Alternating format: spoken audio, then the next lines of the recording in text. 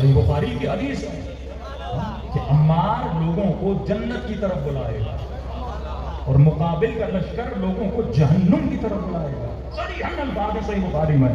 لیکن لوگ پھر بھی نہیں سمجھے. کیوں؟ کیونکہ لوگوں نے حق کو نہیں پہچانا. تو قبلہ ایک کرنا ہے. نماز پڑھو گے ڈائریکشن ایک ہونی چاہیے. تو جب تک شیعت کے پاس امام زمانہ ہے، امام وقت ہے، تو اس کا قبلہ ہے. شیعہ ساتویں امام کے بعد کئی اور کافی عرصہ گمراہ رہے. آرگنائزیشن آف لا سب سے زیادہ جس امام نے وکیل بنائے وہ ساتویں امام. سب سے زیادہ جس امام کو خمس ریسیو ہوتا تھا وہ ساتویں امام. اب ظاہر وکیل زیادہ تو مال آتا تھا. امام ہوئے شہید. اس کے بعد سے امام رضا صلوات علی محمد و علی محمد. امام رضا کو 40 سال تک خدا نے بیٹے کی اولاد نہ دی. لمبا عرصہ تھا. وکیلوں کے پاس امام. انہوں نے کہا یہ امام نہیں ہے کیونکہ اس کے پاس بیٹا نہیں ہے. امام ہو تو صاحب نسل ہو، سلسلہ کیسے چلے گا؟ مال کی خاطر امام سے دور ہو گئے. اور کئی لوگ وکیلوں کے پیچھے لگے. مسئلہ تو قبلہ کیا ہو گیا؟ خراب ہو گیا. ششمامی کیوں بنے؟ قبلے کی ڈائریکشن ہٹ گئے. پنجمامی کیوں بنے؟ قبلے کی ڈائریکشن ہٹ گئے. جناب زید بہترین شخصیت جن کی تعریف میرے چھوٹے امام نے کی، جن کو شہید بولا گیا، لیکن بہترین شخصیت بھی ہو لیکن تیرا قبلہ اگر غلط ہو.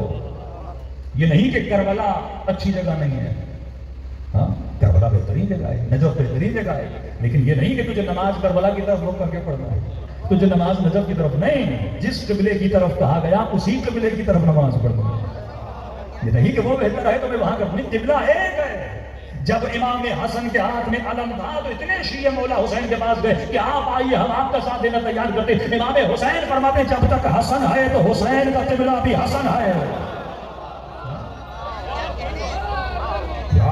دو امام حی و حاضر ہوں لیکن قبلہ اس وقت ایک ہوتا ہے.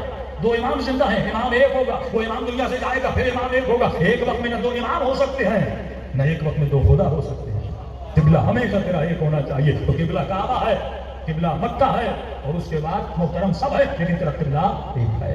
اب اسی لیے امام رضا کو کہا جاتا ہے غریب الغرباء. اکثر لوگ سمجھ لیں کہ مولا مشہد میں آ کے بیٹھ گئے غریب الغرباء.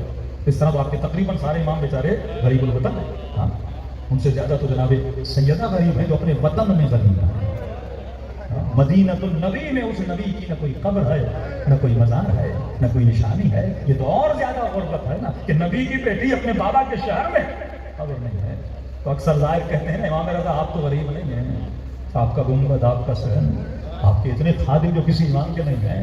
تو غریب کا مطلب یعنی غریب الغرباء، یعنی 12 اماموں میں ایک ایسا امام جس سے سب سے زیادہ اپنوں نے تکلیف دی. ایسے الزام لگائے کہ اس ممبر پہ ہم بیان بھی نہیں کر سکتے اپنے امام کا. اور جب اللہ نے بیٹا دیا تو کچھ بدبختوں نے کہا کہ آپ کا بیٹا نہیں ہے. اتنے الزام امام پہ لگائے. امام نے پروف کیا کہ میرا بیٹا ہے.